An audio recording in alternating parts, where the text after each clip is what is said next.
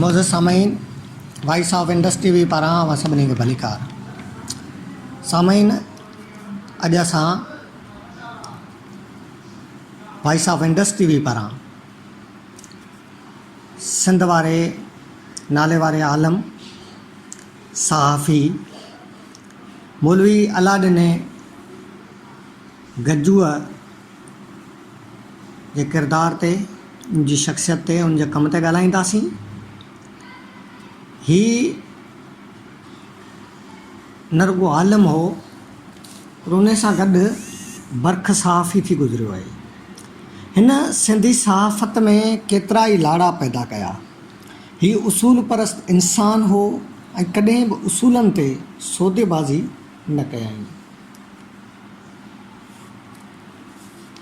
सिंध हिन जहिड़ा केतिरा ई ॿिया किरदार पिणु पैदा कया आहिनि ऐं असां कोशिशि कंदासीं त तव्हांखे अहिड़नि किरदारनि सां रोशनास करायूं जेके अवाम ॾाढो अञा अची कोन सघिया आहिनि, जेके माण्हुनि ॾाढो अञा अची कोन सघिया आहिनि, जिन पंहिंजी पर में पंहिंजे तौर ते घणे खां घणो कमु कयो, पर उन्हनि खे उहा पज़िराई न मिली सघी, छाकाणि जो उन्हनि खे न इदारनि जी सपोर्ट हुई, न गवर्नमेंट जी का सपोर्ट हुई। इन करे उहे माण्हू गुमनाम रहिजी विया। पर मक़ामी सतह ते उन्हनि जो किरदार मानाइतो ई रहियो आहे। उन्हनि जो कमु, उन्हनि जी जिदोजहद, उन्हनि जी जाखोड़, अञा ईअं चवां त उन्हनि जी सूंह ऐं साख माण्हुनि में बहाली रही आहे। त अहिड़नि किरदारनि खे मंज़र ते आणणु असांजी ज़िम्मेवारी आहे, पाण सभिनी जी ज़िम्मेवारी आहे। पर कोशिशि कंदासीं त अहिड़ा किरदार मंज़र ते आणींदा रहूं। असां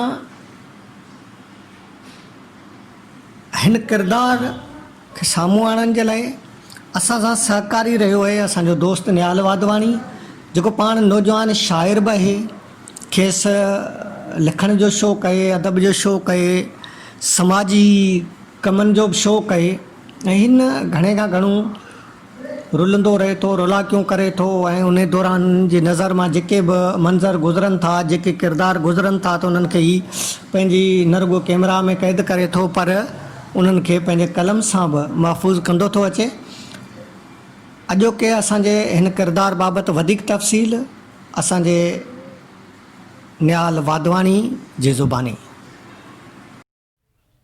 वॉइस ऑफ इंडस में सभिनी खे भलीकार। आउं आहियां निहाल वाधवानी। अॼु ज़िक्र कंदासीं हिकु समाज सुधारक, सियासतदान मौलवी अलादीन गज्जू। थर जी सुनहरी वारियासी धरती तमामु घणी अज़ीम धरती आहे, जंहिं धरती ते कई अज़ीम अरड़ा इंसान पैदा थिया। अॼु असीं बि हिकु अहिड़े अरड़े उसूल परस्त किरदार बाबति ज़िक्र कंदासीं, जंहिं पिणु हिन अज़ीम खिते थर में जनम वरितो। सहाफ़त, सियासत ऐं समाजी ख़िदमतुनि में पंहिंजो मट पाण हुयो। उहो मांझी मणियादार शख़्सियत मौलवी अलादीन गज्जू जे नाले सां सॼी सिंध में मशहूरु थियो। सिंध जे हिन सपूत पुटु सन 1920 में तेलके खिपरे जे ॻोठु बाखरिची में जनम वरितो। मौलवी साहिबु नंढे हूंदे खां ई सुलछणो ऐं माठिणो हूंदो हो। मौलवी साहिब खे नंढे हूंदे मदरसे में तइलीम लाइ छॾियो वियो। हिन थोरे ई अरसे में क़ुरान शरीफ़ पढ़ी वरितो। उन खां पोइ दीनी उलूम लाइ मौलवी मोहम्मद क़ासिम सकरी साहिब वटि उमरकोट लॻ वियो। उन बैदि मौलवी मोहम्मद अकरम साहिब वटि हाला शरीफ़ में पढ़ियो, जेको मौलाना उबैदुल्लाह सिंधी जो शागिर्दु हो। उन बैदि ठेड़े जे मदरसे में फ़ारिग़ुल तहसील थियो। मखदूम ऑफ हाला क़िबला मखदूम मोहम्मद ज़मा तालिबुल मौला संस हम जमायतो। तइलीम जे फ़राख़त खां पोइ हू कुझु अरसो कंढीर में पढ़ायो। उते जा मरी काफ़ी संस शागिर्द रहिया ऐं पोइ खिपरे में अची रिहाइश इख़्तियार कयईं। उते कपिड़े जो कारोबार खां पोइ खंडु डिपो खोलियईं। उन सां गॾु समाजी कारकुन बि रहिया। संस ज़ियानत ॾिसी उन वक़्त जे हिकु ऑफिसर वटि काफ़ी शरई ऐं राॼूनी फ़ैसिला निबेरण लाइ मोकिलिया। पाण उन्हनि फ़ैसिलनि खे अहसन तरीक़े सां निबेरियाऊं। उन बैदि पाण हिकु अख़बार जी निमाइंदगी वरिताऊं। बहादुरी सां मुआशिरे जे नाइंसाफ़ियुनि, बुराइयुनि, ज़ुल्मनि ऐं ॾाढाइनि ख़िलाफ़ु खुले आम जहाद कंदा रहिया। उन दौरान संदसि दोस्ती हुरियत अख़बार जे एडिटर बरक़ साफ़ी अलाउद्दीन समूह सां थी पोइ अख़बार रिज़वान जारी कयाऊं। पाण उन जा बानी एडिटर हुआ। उन अख़बार समाजी बुराइनि ख़िलाफ़ु बाक़ाइदा जंग जोटी। मौलवी साहिब पंहिंजी बेबाक ऐं हक़ परस्ती करे हर दिल अज़ीज़ हुआ। जल्दी गजू कबीले खेनि पंहिंजो सरदार मुंतख़ब कयो। कुझु वक़्तु बैदि पाण शहीद गजू राणे जी मज़ार उमरकोट ते हिकु अज़ीम आलिशान कन्वेंशन में कबीले जी पग ॿधायूं। पाण क़ौम लाइ इहा जदोजहद कयाऊं जो क़ौम खे केस अॼु बि यादि रखंदी अचे। पाण सियासी तौर ते वॾा असर रसूख़ रखंदा हुआ। संदसि सियासी वास्तो ख़ान बहादुर ग़ुलाम मुहम्मद ख़ान वसाण सां हो। संदसि दोस्ती सिंध जे नामियारे सियासतदान सां रही। अवेलन वज़ीर अला सिंध ख़ान बहादुर अयूब खोड़ो ऐं ख़ान बहादुर मोहम्मद हयात चूंडिजो ऐं सिंध जे अवेलन गवर्नर सर ग़ुलाम हुसैन हिदायतुल्लाह शेर सिंध शेर रसूल बख़्श ख़ान टालपुर सां दोस्ती रही। उनखां सवाइ वज़ीर आज़म पाकिस्तान जनाब मोहम्मद ख़ान जुनेजा साहिब, उनखां सवाइ सदर पाकिस्तान फील्ड मार्शल मोहम्मद अयूब ख़ान, वज़ीर अलसमंद काछेलो, हाजी मोहम्मद इब्राहिम मोमिन, हाजी मोहम्मद मुरीद ख़ासकेली सामारो, मोहम्मद हाशिम गज़दर ऐं सांगड़ जे नामियारे सखी मर्द हाजी मोहम्मद उस्मान मरी साहिब सां बि हो। बदीन ज़िले जो मशहूरु आलिम ऐं शाइर मौली हाजी अहमद मला बि संदसि दोस्त हो ऐं वटि तशरीफ़ फरमा बि थींदो हो। उनखां अलावा वक़्त जो मशहूरु ब्यूरोक्रेट अनवर आदल साहिब, कमिश्नर कराची महमूद इक़बाल लोधी ऐं संदसि दोस्त रहिया। मौली अलान गजू हिकु वाइसरा हिंद लॉर्ड माउंटबेटन जे सिंध तशरीफ़ आवारी वक़्तु बि तक़रीर कई हुई।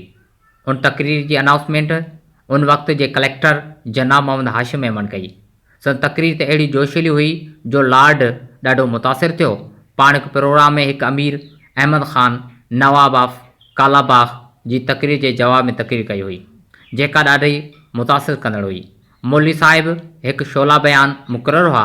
पाण सवें बेरोज़गारनि खे रोज़गार सां लॻायो ऐं संदसि लॻायल माण्हू वॾनि उहिदनि ते आहिनि के वरी रिटायर थी ख़ुशहाली वारी ज़िंदगी गुज़ारे रहिया आहिनि। पाण हिकु ऑपरेटर सोसाइटी रहिया। पाण कोऑपरेटिव सोसाइटी जा चेयरमैन रहिया।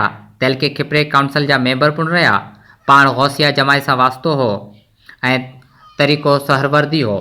हज़रत मखदूम मोहम्मद सजाद हुसैन कुरैशी जा मुरीद हुआ। पाण पीर शाह सिकंदर अली शाह पीर साहिब पागारो जिन जा वलाना अक़ीदतमंद पिणु हुआ। मौलवी साहिब जी ज़िंदगी हिकु खुलियल किताब जी आहे। संदसि ख़िदमतनि जो सबूत अख़बारूं आहिनि। पाण समाज जे बुराइनि, समाजी दुश्मननि, जुआरियुनि, स्मगलरनि जे निहायती बहादुरी सां निशानदगी कंदा हुआ। मौलवी साहिब ग़रीबनि जा हॾ ॾोखी हूंदा हुआ। अॼु ताईं पुराणा माण्हू ग़रीब कारनामा भलायूं यादि करे लुड़क लाणींदा आहिनि।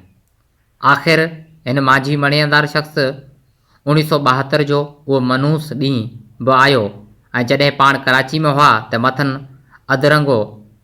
अदरंग जो हमिलो कयो ऐं पाण साणुनि गॾु आयल राशिदी ख़ानदान गोहर साईं नादिर शाह खां मोकिलाए ग़ालिबान हाई कोर्ट में कम सां वियल हुआ। खिपरे लाइ रवाना थिया। पोइ 4 साल बीमारी में बिस्तर ते रहिया। आख़िर 16 अक्टूबर 1974 ते हिकु सहाफ़त, सियासत ऐं समाजी ख़िदमत जो ॾीओ हमेशह लाइ उजामी वियो। ज़िले सांगड़ तहलके खिपरे ऐं अछड़ोथर जे ॻोठु पाखरेची खे पंहिंजो नामवर पुट ते फ़ख़ुरु रहंदो।